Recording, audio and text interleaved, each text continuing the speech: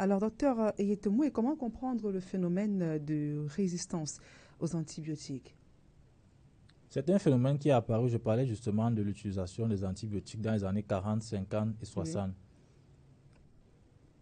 Les antibiotiques ont apporté la révolution dans le sens où il y avait plein de maladies infectieuses qui étaient pratiquement incurables. Donc, figurez-vous par exemple que vous avez quelqu'un a un diagnostic de choléra à quelqu'un oui. et on ne peut pas le soigner. Aujourd'hui, bon, c'est un peu inconcevable, peut-être à part les zones vraiment très enclavées. Mais c'est inconcevable quand vous dites que quelqu'un peut être décédé de fièvre typhoïde ou de syphilis. C'est des infections qu'on soigne régulièrement aujourd'hui avec des antibiotiques. Or, à l'époque, avant la découverte des antibiotiques, ce n'était pas le cas. Donc, les gens en mouraient régulièrement et en grand nombre.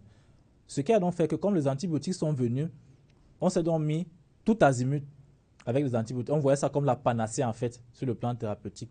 Sauf que ça a conduit au phénomène dont vous parlez, le phénomène de résistance des microbes. Donc, les microbes ont commencé à développer des résistances à ces antibiotiques, des moyens de contourner l'action de ces antibiotiques. Ce qui fait que lorsque le patient prenait l'antibiotique qui était efficace il y a 5 ans, il y a 10 ans, il n'avait plus cette efficacité. Et une infection qui était facilement traitée ne pouvait plus être traitée par le même antibiotique.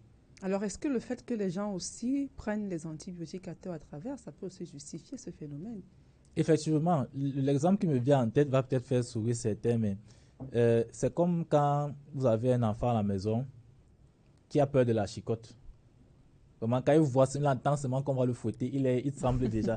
Vous le fouettez une fois, vraiment, il va crier. Deux fois, trois fois. Si vous le fouettez la 20e, la 40e, la 50e fois, à un moment, il ne sera plus trop sensible au fouet. Donc, quand vous allez venir le fouet, il donne seulement le derrière, vous fouettez, la vie continue. Mais au départ, ce n'était pas ça. C'est le même principe que pour la résistance des microbes aux antimicrobiens.